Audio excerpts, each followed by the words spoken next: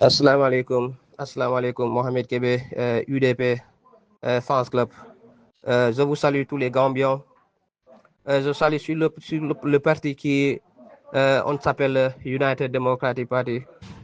En français, on dit UDP. Le parti UDP, c'est un parti le plus élevé dans notre pays Gambien. Le parti qui doit célébrer le 30 années, 30 ans aujourd'hui qu'ils ont eu depuis qu'on a élu, on a donné le parti un vieux, un homme gambien qui veut Gambie, qui veut les gens de Gambie, qui a dit, c'est le pays qu'il a dit, comment il s'appelle, His Excellency président, le quatrième président, Inch'Allah, président en Gambie, maître El Haj Hussein Numukunda Dabo, je lui salue. Il y a trois partis dans le pays Gambie. Depuis les militaires fait le coup d'État en Gambie, comment il s'appelle, Yahya Jammeh fait le coup d'État. Yahya Jammeh a vu l'économie de Gambia, a vu l'argent de Gambia, a vu Gambia, c'est un pays riche, c'est un pays bon, c'est un pays beaucoup d'élevé en économie. 96, 97, 98, les militaires,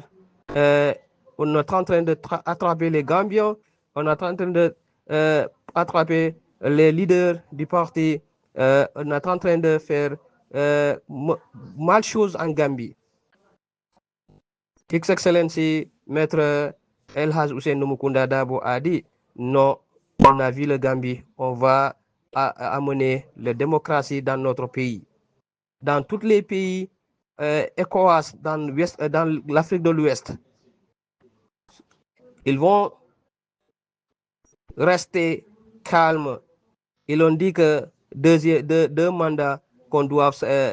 chaque président qui vient, tu dois respecter deuxième mandat, disons. Si tu as fait le bon, tu gagneras le deuxième mandat. Si tu ne fais pas le bon, tu vas s'arrêter un premier mandat. Notre peuple gambien, les Gambiens qui sont à l'extérieur, je vous salue. Je dis le parti UDP, soyons anniversaires. Je vous souhaite beaucoup de chance. L'élection qui vient en décembre, Inch'Allah, le 5 décembre, je souhaite UDP va gagner,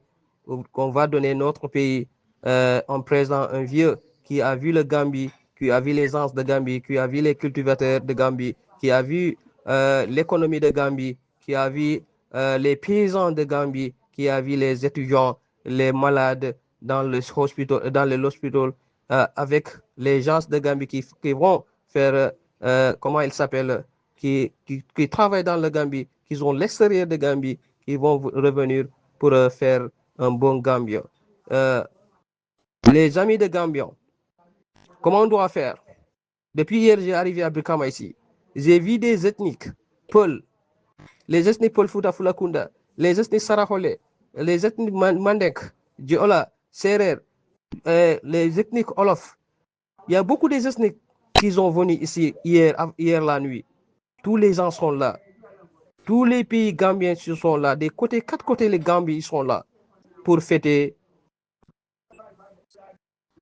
le UDP qui a eu 30 ans aujourd'hui à Brikama SSB. Je vous salue. Je souhaite joyeux anniversaire. Je souhaite UDP on gagnera l'élection qui vient, Inch'Allah. Allahumma amin. Je salue tous les Gambiens, les peuples gambiens qui sont dans notre pays Gambie et dans les Gambiens qui sont à l'extérieur. Assalamu alaikum wa rahmatullah. Bonne chance. Allahumma amin. Assalamu alaikum. Mohamed Kebe UDP Fans Club. Assalamu alaikum. Mbokki Gambien yi, mbokki United Democratic Party, maa ngi leen nuyu képp koo xam ne tuur ak santam. maa ngi nuyu parti boo xam ne mooy United Democratic Party UDP. maa ngi nuyu executive am yëpp dem ba His Excellency Baba Ousainou Mukunda Dabo président bu wetin 2026 December incha allah man ko nuyu. maa ngi nuyu képp koo xam ne tey depuis démb ñëw nga si biir West Coast mooy Brikama region. maa ngi leen nuyu, maa ngi leen sant. tey Gambia yëpp xam na, Gambia bi bitim réew xam nañ United Democratic Party tey la ñu am tati year mooy lool mooy lan depuis ñu samp parti bi ñetti political party time boobu noonu military ñoo defoon coup d'état mooy Yaya Jammeh ñu def coup d'état jël nguur gi ci loxo Jawara depuis ñu dem mës alal Gambia ñu xam lan mooy baaneex réew président boobu noonu mu nekk fii di dee rey nit di dee jël ay doomi Gambia di ko door di ko tëj di ko génnee Gambia so ñetti political party ñu joxante loxo ñu ne United Democratic Party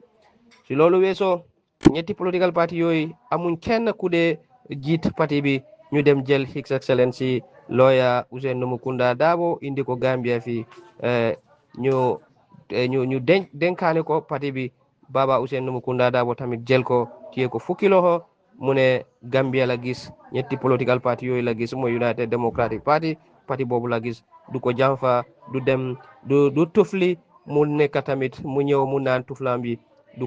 ko def moo tax tey United Democratic Party am 30 years si biir réew mi mbokki Gambien yi depuis démb lu ma gis fii Brikama gis naa fi olof séeréer manjaako aku joola saraxule fulakunda Pël Fuuta gis naa fi lu ne fi United Democratic Party gis naa fi saraxule yoo xam ne alhamdulilah Gambia leen gis naa fi lu ne parti bi dafa am barke dafa am ñaan soo deñ parti bi tamit ku ko jiit mooy kilifa bu baax kilifa boo xam ne dafa gis Gambia kilifa boo xam ne kilifa bu jub la kilifa boo xam ne mu ne moom du dee nekk jàmfa kat moom julit la so mooy His Excellency El Hadj Ousainou Mukunda Darboe so loolu weesoo Gambia ni tey ñun xam ne Gambia tey naka la nekk Gambia dafa nekk ci situation boo xam ne dafa jafe-jafe soo xoolee ci dunda bi soo xoolee ci dem di ñëw soo xoolee ci béy bi béykat yi soo xoolee ci wérgu yaram soo xoolee tamit xale yu dee jàng soo xoolee dem di ñëw bi ci airport bi ak sun port ak sun géej yi fu mu dee ngappa jeen fooy dem la Gambia fii dafa métti Gambia amut électricité ay Adama Barrow toog na fii mu ne Gambia am na enough capacity électricité ñun gis nañ fi ñetti fan ñeneenti fan am na yoo xam ne amuñ courant si loolu weesoo so Adama Barrow nekk président ci UDP la nekkoon kan mooy sabab United Democratic Party ak His Excellency Baba Ousainou Mukunda Darboe ak anti Ajiem Daw Yabo anti Ajiem Seka meyo Talib Bensouda KMC nekk meyo si biir réew mi Talib kenn xamul ko Gambia ci United Democratic Party moo sabab loolu His Excellency Baba Ousainou Mukunda Darboe moo ko sabab ak Ajiem Daw Yabo Ajiem Seka ñoo jël loxam wone ko Gambien yi so Gambien yi mbokki Gambien yi ñun ñëpp ñu ñëw joxlante loxo pour December élection ñu génnee suñu réew mi ci loxo ñu dénkaane suñu réew mi kilifa bu baax kilifa boo xam ne dafa gis Gambia mooy His Excellency lawyer Ousainou Mukunda Darboe maa ngi leen nuyu maa ngi leen sant maa ngi leen wax ne joyeux anniversaire United Democratic Party maa ngi leen ñaanal wérgu yaram ak gudd fan parti bi mu dem si kanam rek incha allah December élection yàlla ñu am ndam bu mag si biir Gambia ak bitim réew asalaamaaleykum wa rahmatullah assalamualaikum Mohamed Kebe UDP fans club mbadi Gambia ngol mbalbe kontono mbadi UDP ngol mbalbe kontono be His Excellency Baba Ousainou Mukunda Darboe kontono be political sabo kontono molme yalon koy tolle sabuta ka United Democratic Party loñim banko kan Gambia jang kabir military natanan ka kudeta ka Jawarlama Sakunda boyndi military itol sembo be bulu kidol be bulu polisol fanan kazalika kata PIU kata fo gendarmerie kata fo momo be do ko la nyim banko kan 1996 1994 coup d'état men keta ndol be ngalo so political sabo men jointa e blodi nyola ka political party lo ka fo United Democratic Party bile mu ay ta sanjitan sabasi wot ta sanjitan saba fanan political party sabo nyin ita ta blodi nyola ita ta kamben ka fo nga political party lo nga ke kilindi ndol mo sabo nga political party kili nga ke kilindi wotumo Yaya Jammeh ay banko la nafulo jibe aya long mune mu nafuloti a sangarta nyim banko kan a lafta ka ke mo falalti aketa mo falalti ita ta Ousainou Mukunda Darboe noma kapati nyin karfama ate fana karfota so excellency baba Usainu Mukunda Dabo kabiral karfota anene mamuru koma anene man daji yo tuba ka new anene man pati nyin haja ka wafu so wotumo jonglas ay ayaja menala jonglas anala military anala paramilitary anala police ibebe sangarne nyin banko ka mais his excellency baba Usainu Mukunda Dabo ko fo UDP balu sanjitan sababi juraro be duwala UDP la gagné ba December election alama alenga gagné ba soto allahumma amin kafol min fana min natanan ka bo Gambia ton kon nanobe fula kafole mu sarahule kafo mandinka kafo jahan kafo jola kafo surwa kafo serere kafo aku manjako kafo min nata nyim pati kono nyim juraro kono mbe duwala nyima futa da alama nyima sa dol be nga futa na satel kono kayra nin kayra inshallah mbe men fula Gambian kol UDP mu kafu barka male on niaje bi adama baro ketam man sati alata ko la UDP le alata ko la Usainu Mukunda Dabo alata ko la Ajam Daw Yabo Ajam Seka talib ben suda ketam me yoti KM alata ko la inshallah sababu bota min do UDP sababu bota ba Usainu Mukunda Dabo sababu bota Ajam Daw Yabo Ajam Seka so wakumo UDP sanjitan sabai be lore nyim banko ka ye Gambia leje ye mo barkande nyim banko ka wo mol ketab fenti ina tanan ka UDP jamfa so be Gambia dingol commande la surtout mu sol nin fondinkeol anin Sénégal ganna banko jibe na banko alhala kata nyame na courant on ten silol ten loptan kendol ten karan kendol ten na airport ye Gambian kol tax anin na poro ya wafu turkin kol anin na yemutadula ye beke luntan tati so mbari Gambian kol nin sanjitan saba juraro bi abekela tariho de brikama sate kono mbal be control na mbal tentula mbal jayla mba fola na his excellency baba Usainu Mukunda Dabo anala executive alama ela mendi nyato alama UDP party ka samba nyato ngal gagné ba December alama ala yasonia inshallah allahumma rabbi salli ala muhammad yo assalamu alaikum Mohamed Kebe UDP fans club monsieur men fulbe misal minion goto fo inde mun hetode mudum men biye bismillahir rahmanir rahim men puɗɗori inde Allah mi salmini kala ɓiɗɗo UDP ɗo woni alhamdulillah gila hanki jama min jotti Brikama noon sabu ko ɗum min gari ɗo eɗen fof eɗen gandi United Democratic Party molanaɗo heɓgol balɗe balɗe habgol duuɓi capantati he ndi leydi UDP idari he gonga UDP naɓe ala koni ɓe jiyani he o Gambia gila yajamme military ƴetti leydi ndi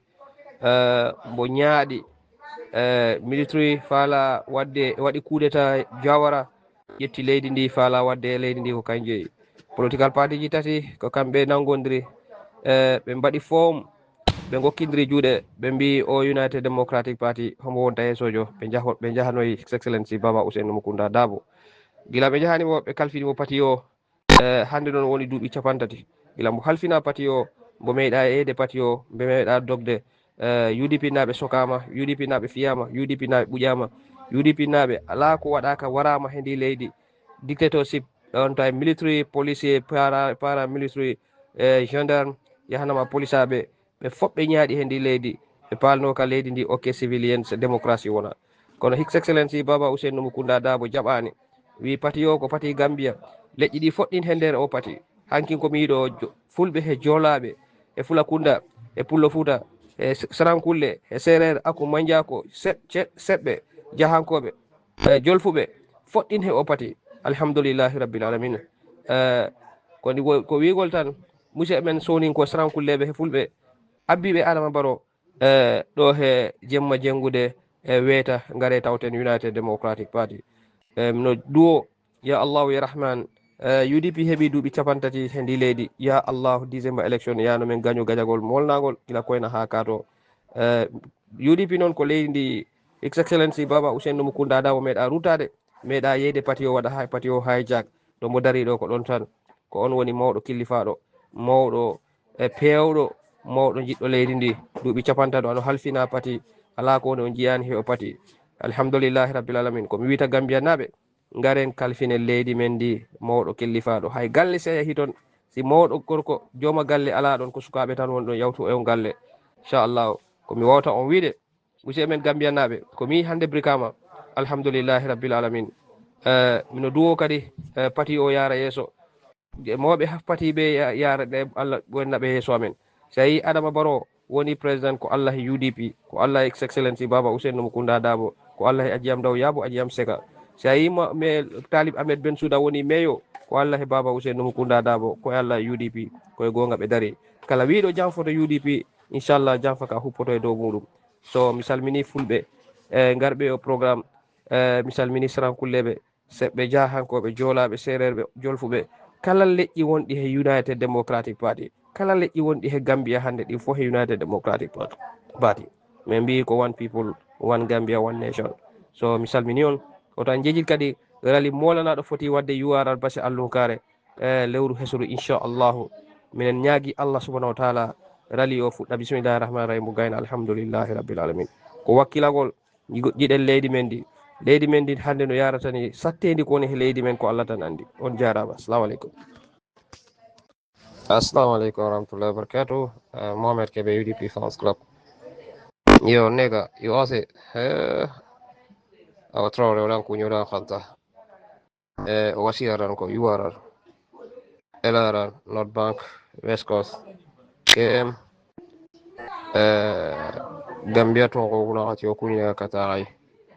so wodu wana kadangani jam do khairi anna nyangoda inshallah o wakko mbotare no wonde brikama o sire kiñera gonne jurande kebe gani UDP gada tanji kesine yo kita ori Kenya jura na twindi islami lemu na su twindi Gambian ko nga UDP dalla kotan no gondi gelli pati kenan sigido to sasana ni ana khirsebe gada Gambia ware abadama pati ke gaga pati no sikyan kahina nya coalition nga na ke UDP sigindi nan daga His Excellency Baba Ousainou Mukunda Dabo nan daga da batte ngana pati ke khaliyai se ba Ousainou a fes jonglas nuwa a fes militaire nuwa a fes rebel nuwa a fes police nga a fes para military ke jamane tanji kesine abadama yille do halle ada mala kanji tupa ga illa trona adama baro ganya president alla do UDP alla do Adjiyam Daw Seka ado Adjiyam Daw Yabo Talib Ahmed Bensouda ganya meyo alla do His Excellency Baba Ousainou Mukunda Dabo alla do Adjiyam Daw Yabo Adjiyam Seka so Gambia ko lenki kota kebede o suni sare habere munye anni soni gene ba anni fulle anni mallinke anni jahanke anni oloho anni serer anni manjako kabila no kuzube ga Gambia o suni sare habere munye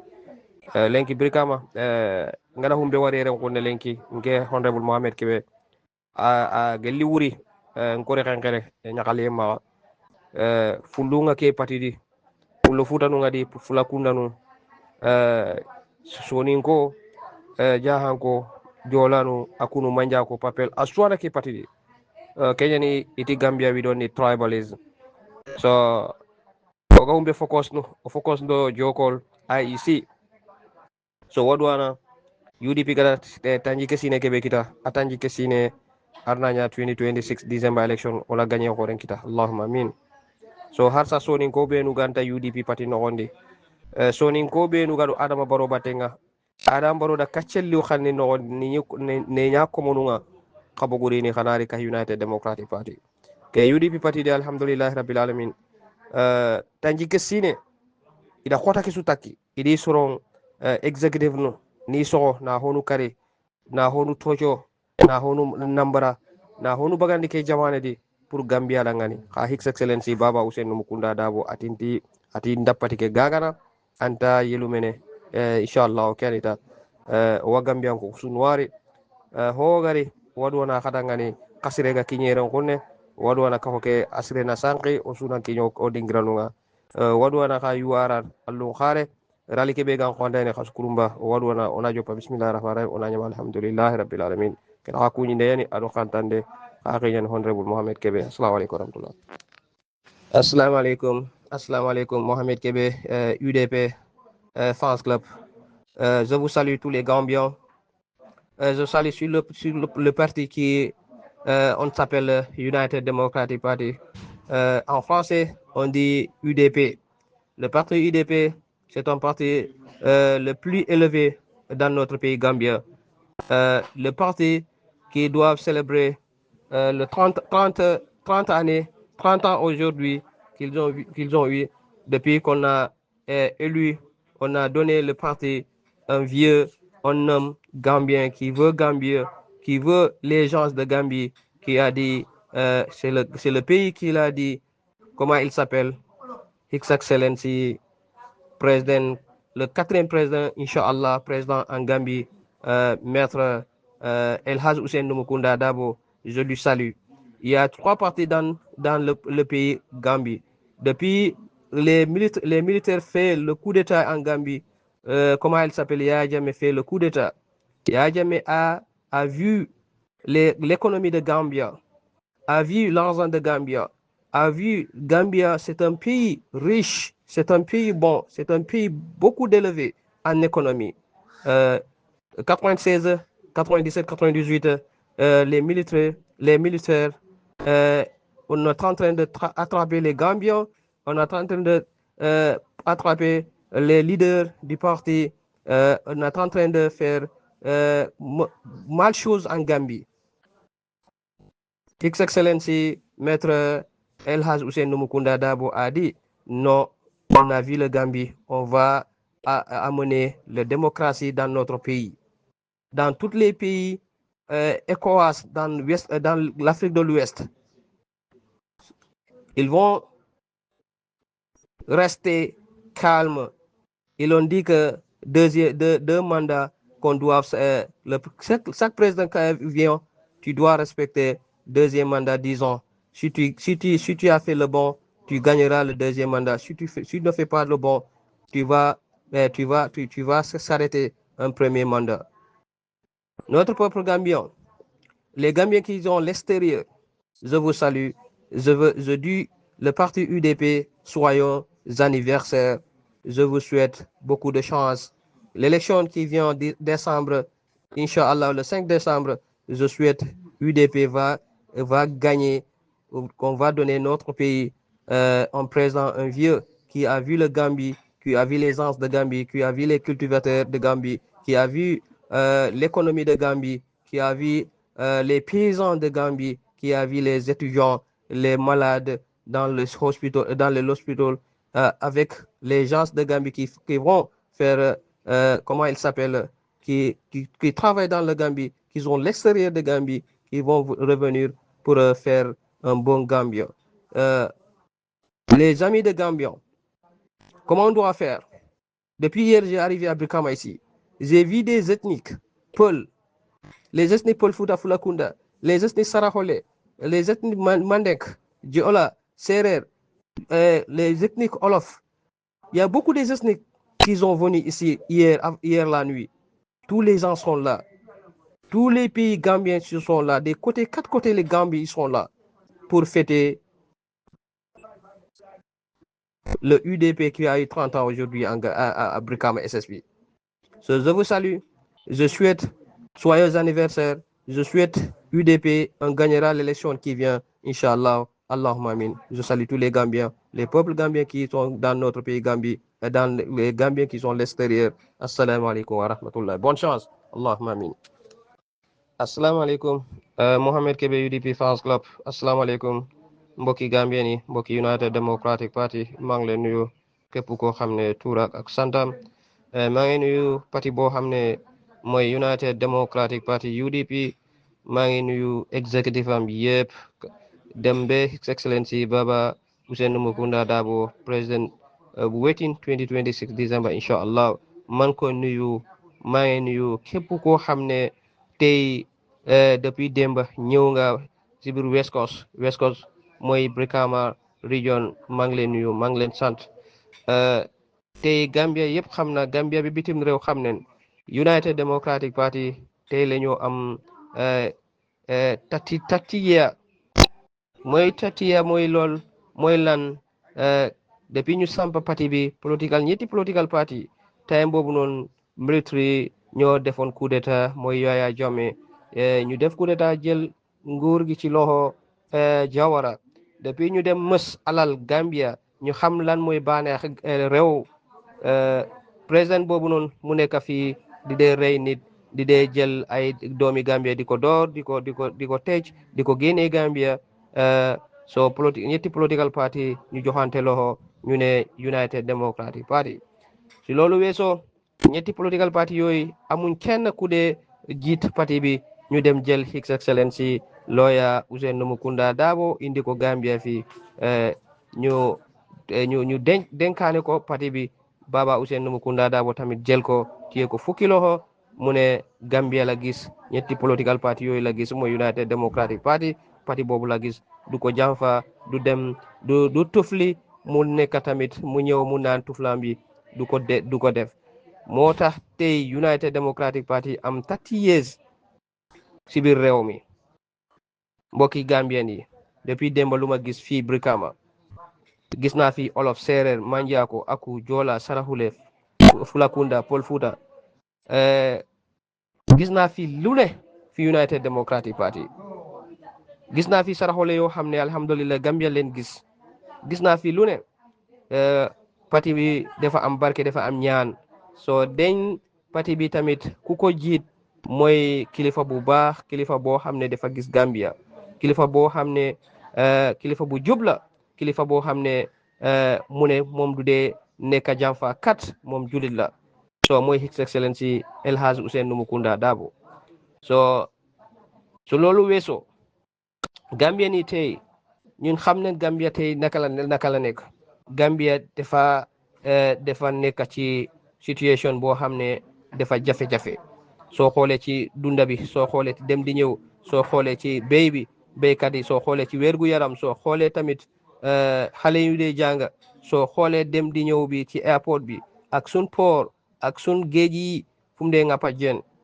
fooy dem na Gambia fii dafa métti Gambia amut électricité ay Adama Barrow toog na fii mu ne Gambia am na enough capacity to electricity ñun gis nañ fi ñetti fan ñeneenti fan am na yoo xam ne amuñ courant ci loolu weesoo so Adama Barrow nekk président ci UDP la nekkoon kan mooy sabab United Democratic Party ak His Excellency Baba Ousainou Mukunda Darboe ak anti Ajiem Daw Yabo anti Ajiem Seka meyo Talib Bensouda KMC nekk meyo si biir réew mi Talib kenn xamul ko Gambia ci United Democratic Party moo sabab loolu His Excellency Baba Ousainou Mukunda Darboe moo ko sabab ak Ajiem Daw Yabo Ajiem Seka ñoo jël loxam wone ko Gambien yi so Gambien yi mbokki Gambien yi ñun ñëpp ñu ñëw joxlante loxo pour December élection ñu génnee suñu réew mi ci loxo ñu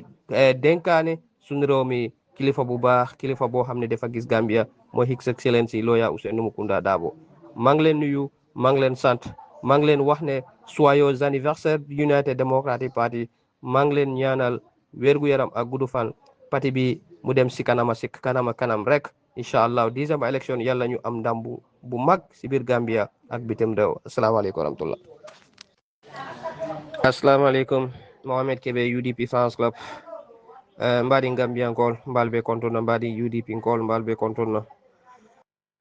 be His Excellency Baba Ousainou Mukunda Darboe kontona be political sabo kontona molme yalon koy tolle sabuta ka United Democratic Party loñim banko kan Gambia jang kabir military nata nan ka kudeta ka Jawaharlal Sakunda boyndi military itol sembo be bulu kidol be bulu polisol fanan kazalika kata PIU kata fo gendarmerie kata fo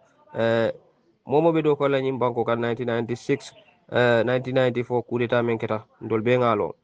so political sabo men jointa e blodi nyola ka political party lo ka fo United Democratic Party bile mu ay ta sanjitan sabasi woti ta sanjitan saba fanan political party sabo nyin ita ta blodi nyola ita ta kamben ka fo nga political party lo nga ke kilindi ndol mo sabo nga political party kili nga ke kilindi wotumo yaya jamme ay bankola nafulo jibe aya long mune mu nafuloti a sangarta nyim banko kan a lafta ka ke mo falalti a keta mo falalti ita ta Ousainou Mukunda Darboe noma ka pati nyin karfama ate fanay karfota so His Excellency Baba Ousainou Mukunda Darboe kabira karfota anene mamuru koma anene man daji yo tuba ka new anene man pati nyin haja ka wafu so wotumo jonglas ay ayaja menala jonglas anala military anala paramilitary anala police ibebe sangarne nyim banko ka mais His Excellency Baba Ousainou Mukunda Darboe ko fo UDP balu sanji tan saba bi juraro be duwala UDP la gagné ba December election alama ale nga gagné ba soto allahumma amin ka fol min fana min natanan ka bo Gambia ton kon nano be fula kafole mu sarahule kafo mandinka kafo jaha kafo jola kafo surwa kafo serere kafo aku manjako kafo min nata nyim pati kono nyim juraro kono mbe duwala nyima futa de alama nyima sa dol be nga futa na sa tel kono kayra nin kayra inshallah mbe men fula gambian kol UDP mu kafu barka male mu niaje bi alama baro ketaman sati alata ko la UDP le alata ko la Usainu Mukunda Dabo alata ko la Ajiam Daw Yabo Ajiam Seka talib ben suda ketam meyoti KM alata ko la inshallah sababu bota min to UDP sababu bota ba Usainu Mukunda Dabo sababu bota Ajiam Daw Yabo Ajiam Seka so wakumo UDP sanji tan sabay bil lore nyim banko ka ye Gambia leje ye mo barkande nyim banko ka wo mol ketab fenti ina tanan ka UDP jamfa so be Gambia dingol kumand la surtout musol nin fondinkel anin Senegal ganna banko jibe na banko alhala kata nyame na kurangon ten silol ten loptan kendol ten